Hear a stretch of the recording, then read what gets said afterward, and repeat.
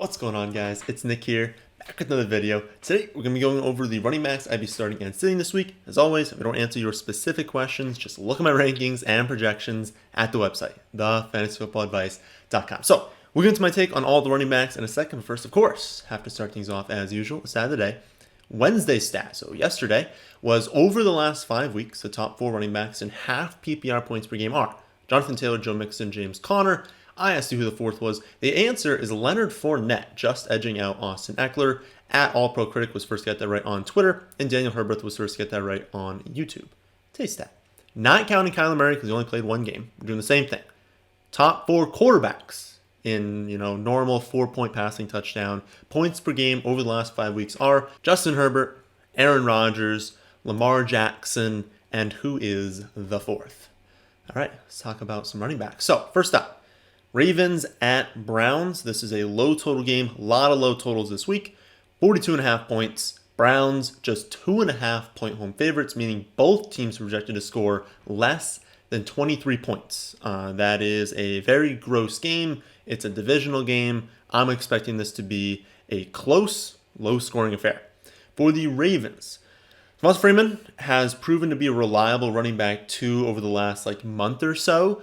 I have basically the same take this week as I do pretty much every week. He's getting good enough volume on a good enough offense to where he's going to be fine, but his touch ceiling isn't that high. It's very unlikely he goes out there and he gets 20 carries, 5 receptions, multiple touchdowns, right? He's probably going to be a good bet to score, but I would say maybe a 40% chance of scoring a touchdown, probably gonna have a few targets, probably in the mid-teens for carries, which is the definition of a low-end running back too. He's unlikely to post a true dud and also unlikely to just go nuclear, right, and win you the matchup. He'll be fine, especially against a quality defense, low-scoring game. He'll be fine, but just fine, right? Just a low end too. And then I don't think any other Ravens running back is, getting enough volume to be trusted in any format, really.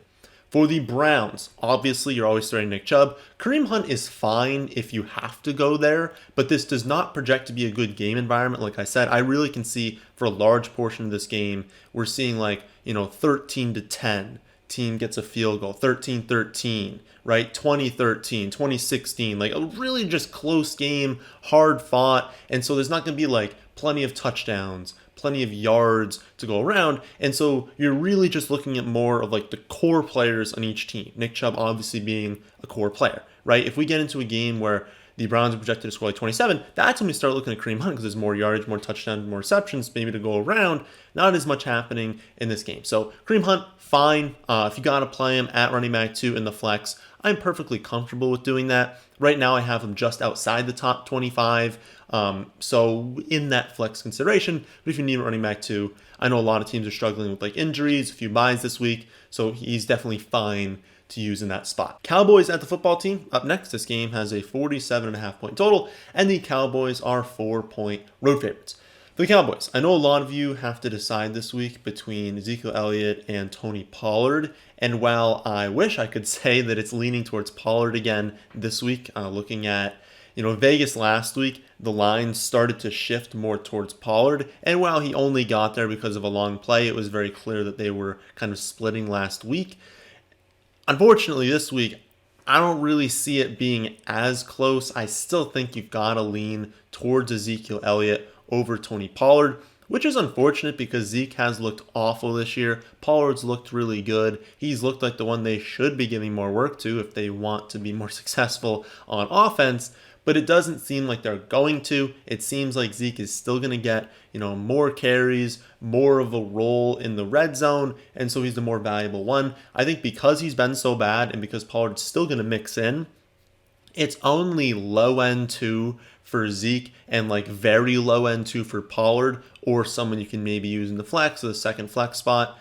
As of recording this, Pollard is right between Freeman and Hunt, so 2 that we just went over. He's just in that range. All of those running backs are, did you score a touchdown? If the answer is yes, you were probably fine. If the answer is no, we probably aren't going to be that excited about your production, but such is the life for low-end running back 2s, right? For the football team, pretty easy. I mean, Gibson's got touch counts of 26, 19, 36, and 28 over the last 4 weeks. You're playing any running back getting that sort of volume. It looks like McKissic is going to return this week, but unless you're in a 14 or 16 team full PPR league, you're not playing McKissic, right? All it's doing is hurting the ceiling for Gibson, or at least his chances of hitting that ceiling, maybe lowering the floor a little bit, but not enough to where you're benching Gibson, so definitely be playing him and not playing McKissic. Next up, we've got Raiders at Chiefs. This game has a slightly above average 48-point total, and the Chiefs are 9-point home favorites. For the Raiders, Kenyon Drake done for the year, so expect Jacobs to have a very significant workload moving forward. Like a lot of weeks, he's going to be projecting really well, because even when Drake was healthy, we saw Jacobs used more and more in the receiving game this season than in the past, which has kind of been like quiet, right? Every year in the past, it's been like, oh, they're going to do it, right? He's good in the receiving game because he is. They're finally going to feature him, and that never seems to happen. Well, now it's happening, and basically no one's talking about it. In these trailing scripts, he's actually like getting some targets when they're winning, which they're probably not going to be winning in this game. But if they were to be winning, he'd get a lot of carries. I just think that he projects well enough from a carry, potential touchdown, and reception standpoint to where even in a tough spot, on the road in Arrowhead is always just a very difficult place to play in. I think he's a low-end one. I think volume-based low-end one for Jacobs this week. For the Chiefs, Clyde is playing about half the snaps since returning, and that's led to like 13 carries, 2 to 3 receptions per game.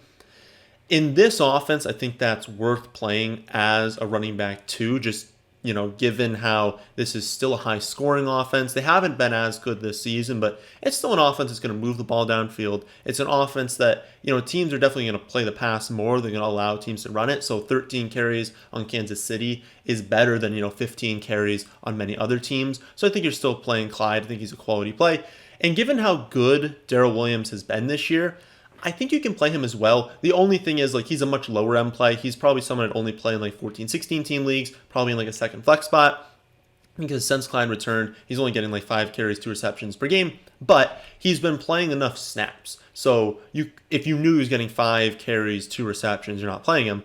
But because he's been playing about half of the snaps since he returned, there's at least a chance that he happens to find himself on the field when they're in the red zone. And we know they're perfectly comfortable using Williams in the red zone, finds himself on the field in a 2-minute drill where they're giving him a few receptions. And so there are paths to where Darrell Williams can have 10 touches and a touchdown. So again, lower end play in deeper formats, but still viable if you have to go there. I have him as the running back 30 right now. Seahawks at Texans up next. This game has a very low 41.5-point total. Might be lowest total of the week, but we'll see as we work our way down. Seahawks 7.5-point road favorites. For this game, I don't want to play a running back, right? Burkhead is the only option on the Texans, and I suppose he's fine as a lower end option in deeper formats, but the Texans offensive line is so bad, and he's just so dust at this point. I mean, not that he was ever elite, but he doesn't look good. I just prefer not to play any of them, even in a good matchup. Seattle's a good matchup for running backs. I can't see playing a Texans running back. Then for Seattle, they have a good matchup, obviously playing against the Texans, being heavy favorites, but your top options are Penny and Peterson. Peterson's beyond dust at this point. And while Penny has looked good, Penny's looked good when he's healthy this season, and honestly over his career he's looked good when healthy. He can just never seem to stay on the field, and they know that, right? So they've never really been willing to give him 20 touches, right? If he comes out there and he looks really good, they're still probably not going to feed him because they know if they do that, he's going to get hurt, right? So he's looked good. He'll probably be efficient. He has a chance of scoring, but his touch ceiling just isn't there to where I think it'll be one of those things where you're watching the game and you're like, why isn't Penny getting 20 touches? He ends the game with 9 touches for maybe 40 yards, and you're like, that was good, but not enough to be worth starting. That's kind of what I see, so I just recommend staying away from any running back in this game.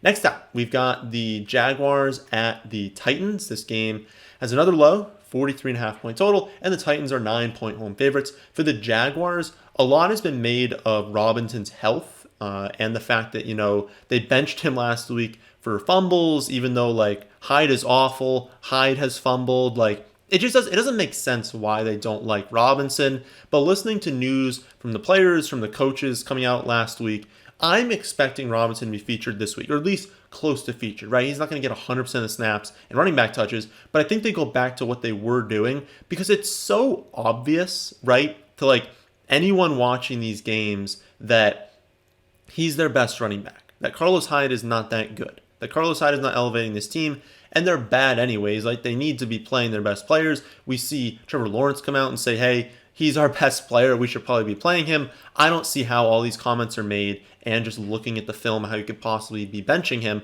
I don't see how all that can happen, and then they still go out and not give Robinson a good workload. So even though this is like a negative matchup, and the Jaguars are only projected to score just over 17 points, which is obviously bad, I still think you're playing James Robinson as a running back too, and that you're benching Carlos Hyde. For the Titans, I'm expecting McNichols to be back this week, and so we could see all of McNichols, Hilliard, and Foreman active. And if that's the case, I think Foreman's really the only one that you can really play. He would have really nice touchdown upside, obviously, in a really good spot, a matchup where the Titans are projected to score, but how much of that is really going to come through the air? And so they're likely also to lean on him late because he's their early down back, and they're projected to be winning this game. So if all three are active, I think you're playing Foreman. I don't really know that I would play McNichols or Hilliard, though, if they're both active, both playing. If McNichols isn't cleared, I think Hilliard becomes an interesting option. Someone they're probably not going to need as much in the receiving game because, again, they're probably going to be winning for most of this game. But could you see a scenario where the game is close? It's within one score for the entire game, and they still just use Hilliard in the receiving game. He racks up 4 or 5 receptions. He adds in a few carries, maybe scores a touchdown. So I can see both Foreman and Hilliard being viable in pretty much any format. Maybe not like 8-team leagues, but in leagues with, at least 10 teams, I can see them both being viable if McNichols is out. Again, I don't love it if they're all active because I just don't know. I'm not saying that McNichols is going to be like featured. I'm just saying I don't know what the split's going to be between McNichols and Hilliard if McNichols is back. And so because I don't know that, and because it's not like, all three of them being there, there's a billion touches to go around, I just don't feel comfortable with anyone other than Foreman in that scenario. And even Foreman would still be more of a lower end option. Next up, we've got Saints at Jets. This game has another low, 43-point total, and the Saints are 5.5-point road favorites. For the Saints, Ingram is expected to miss this week after being placed on the COVID IR, but Kamara is finally expected to be back, and so I suppose that is good timing at least. Obviously, it's not great that they can never really get both these guys healthy, but it's good timing for them that they have at least one of them coming back. If Kamara is back and if Ingram is out, he's a smash play. You're obviously starting him. This is like the number one matchup by a mile for opposing running backs, and so Kamara will be an absolute stud this week if he is back. If he's not back, we're just going to have to see who's active and kind of adjust from there. It could be a Tony Jones day. It could be a number of other running backs, and so we'll just have to see who do they activate if Kamara's not back. But I'm fully expecting Kamara to play, and so he's a fantastic play this week, and I wouldn't start any other Saints running back if Kamara is back. For the Jets, the Saints have a top 3 run defense, and Michael Carter's out at least one more week. So I just can't recommend playing any Jets running back at this point, especially with Zach Wilson back at quarterback. If someone else was the quarterback and we're expecting a bunch of dump-offs, maybe, but I just can't see it, especially Corey Davis is out. If Elijah Moore is also out, they might not score a touchdown this week, right? It's going to be really tough to watch, and so especially if Elijah Moore's out, I can't get behind any of these running backs because they're not going to be efficient and they're probably not going to score touchdowns. Even if Elijah Moore plays, I just don't want any running back on the Jets this week. Falcons at Panthers up next. This game has yet another low, 42.5-point total. Panthers 2.5-point home favorites coming off of their bye. For the Falcons, difficult matchup. Panthers defense has given up the fourth fewest scheduled adjusted fantasy points to opposing running backs. They're coming off bye. They're a really strong defense in general. They're playing at home. Like, the Panthers are set up in a really good spot defensively in this game, especially just looking at the Falcons. They're not that great of a team in general. With that being said, you're not benching Patterson. Like, you're playing him in any matchup. He can smash against anyone, and you're not playing any other Falcons running back. For the Panthers, I'm expecting Hubbard to be the early down back, with Abdullah playing on third downs, with a positive projected game script that's like obviously better for Chuba Hubbard, and it makes him like a low-end running back too.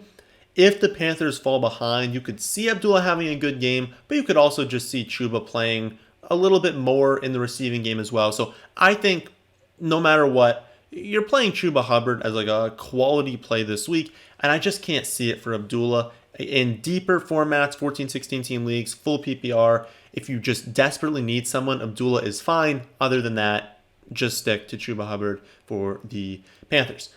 4 o'clock games kick off. Lions at Broncos. Yet another low total game, 42 points. Broncos, 9-point home favorites, which means the Lions are projected to score 16.5. That is not good.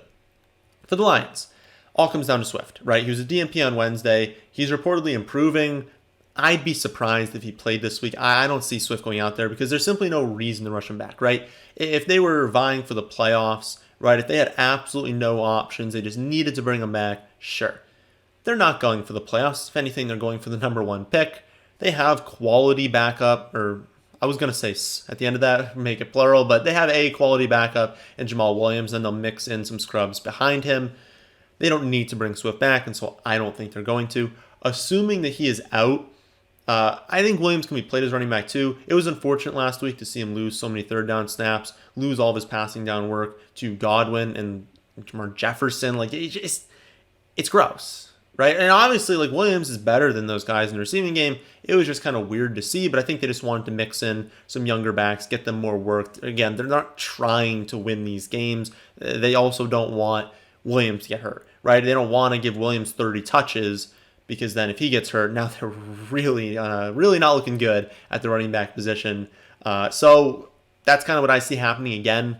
Williams still getting enough workload to be a running back too, because he didn't have like any receiving game work last week, and he still had, 17 carries. He'd still be their goal line back. And so I think you can play him as a running back too, especially if he was your handcuff to Swift, just, interchangeable there. Obviously, like, Swift would be better, but the point is, just take Swift out of your lineup, put Williams in, you'll get at least some of that production. One thing I'll say with Williams, though, is he's a low upside play. So if you're sitting there like, ooh, do I have to play him? Definitely not. They're not a lock to score a touchdown in this game, so don't think he has high touchdown upside.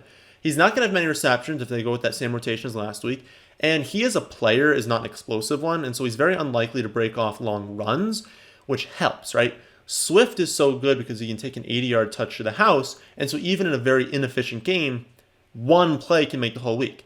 Jamal Williams can't do that, right? He'll be tackled, right? He's not that fast. And so he'll be like good, but when he gets 20 carries, it probably goes for 80 yards, whereas Swift could go for 150 because of a few long runs. And so given that we're not expecting a ton of touches for Williams, he's probably not going to hit any sort of yardage bonus you have, probably not going to go over 100 yards. And so a fine play, but a low upside too. He's pretty much just going to land in the range you project him in. He's not going to be much above that. For the Broncos, comes down to Melvin Gordon. He practiced on Wednesday, which is unfortunately, it puts him on track to play on Sunday. Obviously, everyone watching this video doesn't want Melvin Gordon to play. One thing I'll say is, there's no way that Denver can look at what's happened so far this season, see that Melvin Gordon's banged up, see how well Williams played in his absence, and still go back to 50-50. I think at the very least it's going to be 60-40, and if that's the case, in this matchup against the Lions, you're starting him. So I think you're starting Williams no matter what. A great play regardless of Melvin Gordon being there or not being there, but if Melvin Gordon's out, he's a top 5 play among all running backs. Next up, we've got the Giants at the Chargers. This game is, another low. This entire week has low total games. Another low, 43-point total. Chargers, 10-point home favorites, which is another game, and this is one thing. A lot of games this week, low total, with a lot of that total coming on one side. So while that team is still fine to target in fantasy, there are a lot of teams this week that have a total between like 15 and 20 points.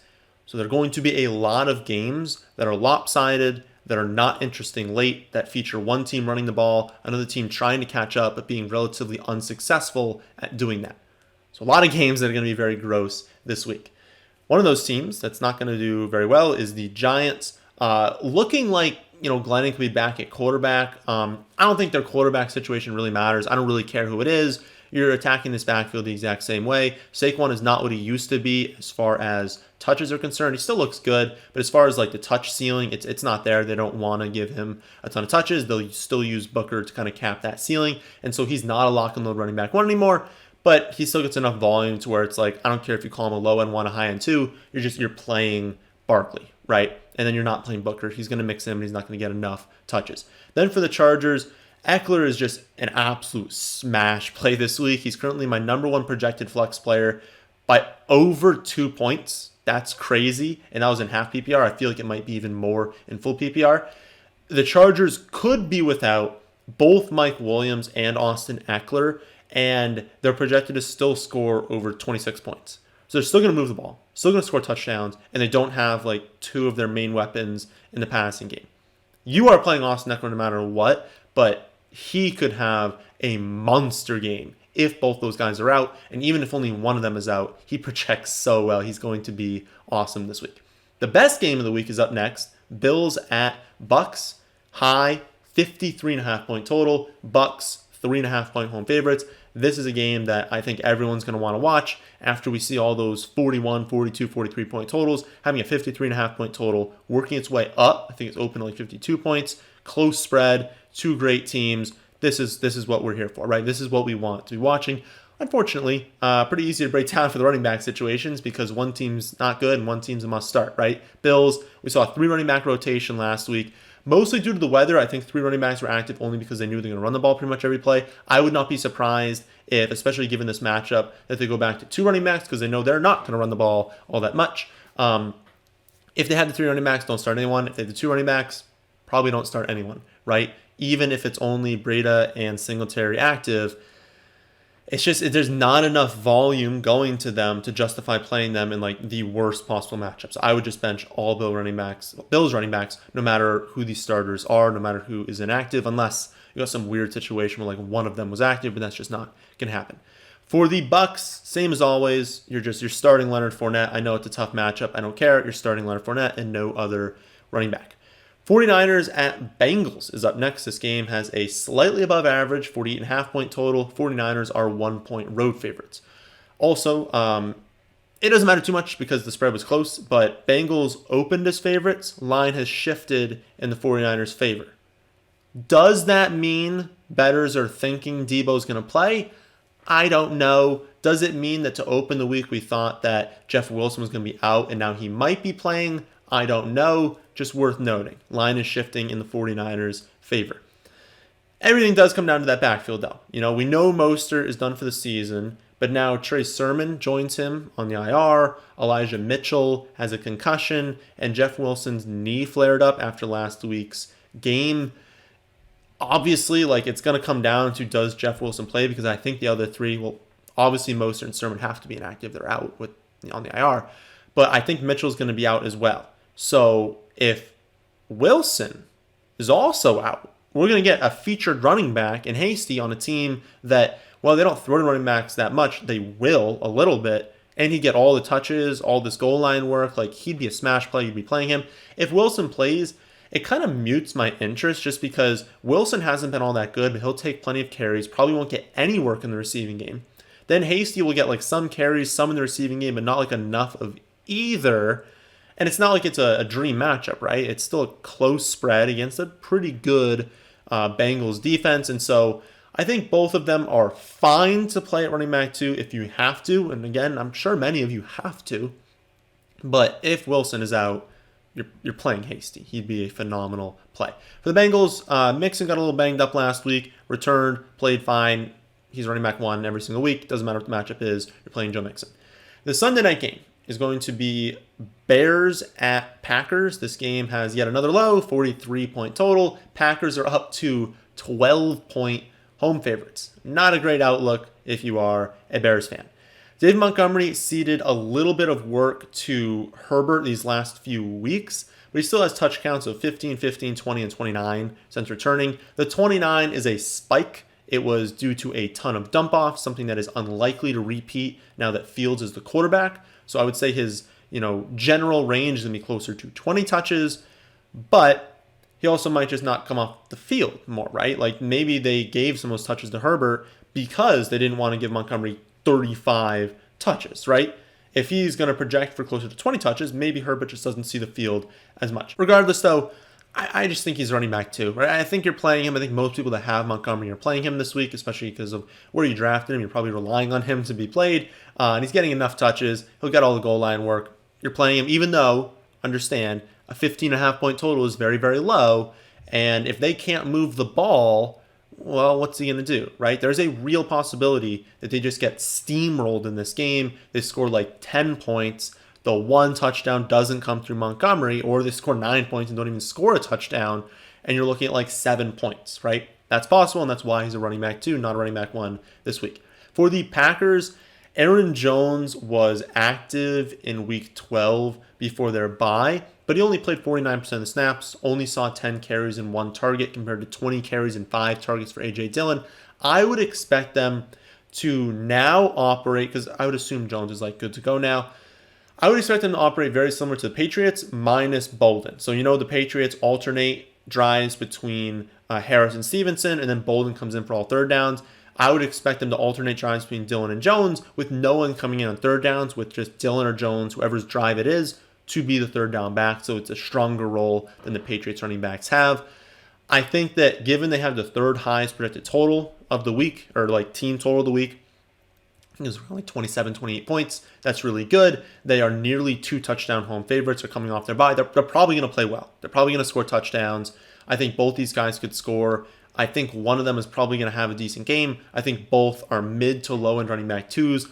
My lean is towards Aaron Jones, because if you asked me, if one of them were to get 60 or 65% of the work, it is probably Jones, even though we just saw it beat Dillon. I think now that Jones is healthy, it's more likely that if they were to deviate from the split in drives, it would be towards Jones. So slight edge to Jones, but both of them, again, mid to low end 2s. I think you can play both of them.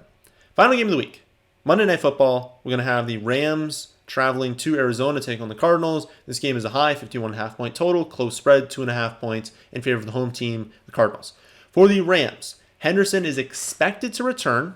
As we talked about yesterday, I am expecting them to go back to Henderson as a lead back, mixing in Sony, maybe a little bit more than they were at the beginning of the season, but still having Sony as the clear backup, a guy who is not going to get a ton of touches. And so I would say you're playing Henderson as running back 2, not playing Sony Michel, unless we get word it's going to be a different split. But that is what I am expecting to happen.